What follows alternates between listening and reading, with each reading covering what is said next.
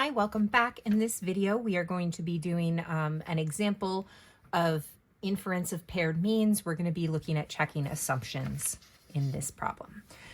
So one indicator of physical fitness is resting pulse rate. 10 men volunteered to test an exercise device advertised on television by using it 3 times a week for 20 minutes. Their resting pulse rates, beats per minute, were measured before the test began and then again after 6 weeks. Results are shown in the table. Is there evidence that this kind of exercise can reduce resting pulse rates? How much? So then we have some samples here of individual subjects, their pulse rate before the test, before the test happened, and then after the test. So the first thing I kind of want to be thinking about is, what test am I going to be doing? This doesn't seem to be a one sample test of means because I have 2 sets of data. This doesn't seem to meet the independent samples criteria for a 2 sample procedure. So this is matched pairs. My parameter of interest is going to be the mean difference. So that is the mean difference between their pulse rates before and after. And my data collected are 2 individual sets of observations that are paired. And I am going to need to get a 3rd set of data that is the pairwise difference. So a good place to start is going to be with my calculator. I'm going to go into Stat, Edit, and I am going to make sure that I have all of my data in as pairs. So 73 pairs with 73. I make sure that my observations are paired across. So here for Graham should be 87 and 84.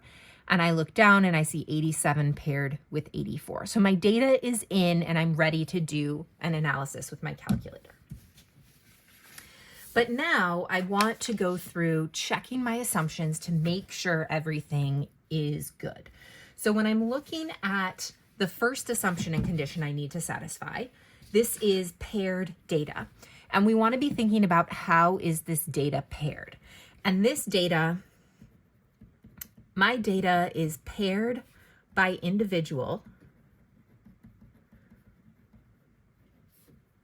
and I have before and after measurements.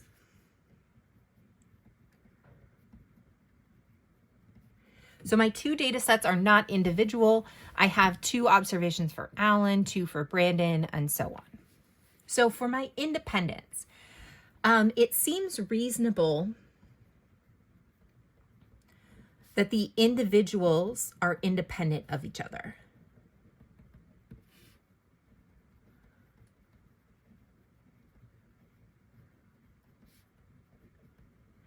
Now, I don't have a random sample. If we look over here, 10 men volunteered. So I have 10 volunteers. I don't have random samples. So I have volunteers. So this is not random,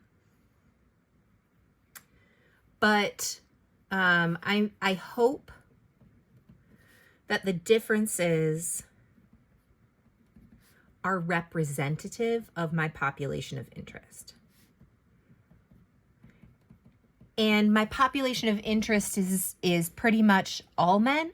Is there evidence that this kind of exercise can reduce resting pulse rates? It's not even necessarily looking at all men. However, my volunteers were all men. So I'm hoping that these are representative, but that's definitely something I want to keep in mind. 10 men is less than 10% of all men. This isn't exactly an experiment, as I don't have a control. However, I am observing a before and after for these 10 men, and I could certainly repeat this same thing with a lot of other people. And if this does show promising results, I would recommend this to a lot of people, which means I would certainly have more than 100 people doing this. So 10% is going to be less than the reasonable population of all 10 men. So now I need to look at the nearly normal.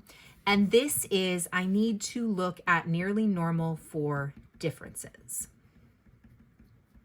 So I am not looking to see that the before pulse rates are nearly normal and the after pulse rates are nearly normal, I need the differences. So in my calculator, in list 1, I have the before, and in list 2, I have the after. I'm going to go to list 3, and I want list 3 to be my differences. And for my differences, I am going to do before minus after. So I want list 1, so I'm going to do second L1 minus second L2. And now list 3 has my differences. So I would like to look at a histogram of this. So I'm going to hit second y equals and open up stat plot 1. Make sure it's turned on to histogram. And I would like my X list to be list 3 because my data is in list 3, the differences. And I will hit zoom. I will hit zoom 9 because that is zoom statistics. And what I see here is kind of interesting. It's definitely, well, I've got 3 blocks of 3 and then 1 of just 1. I'm going to play around with my window a little bit here. I think I'm going to make this from 1 to 11 with a step of 1.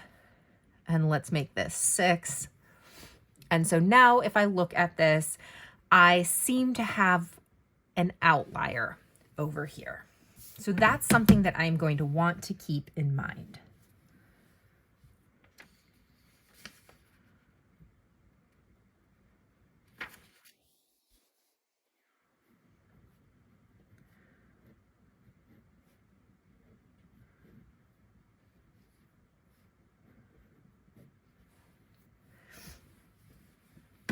We can kind of play around with changing the window some.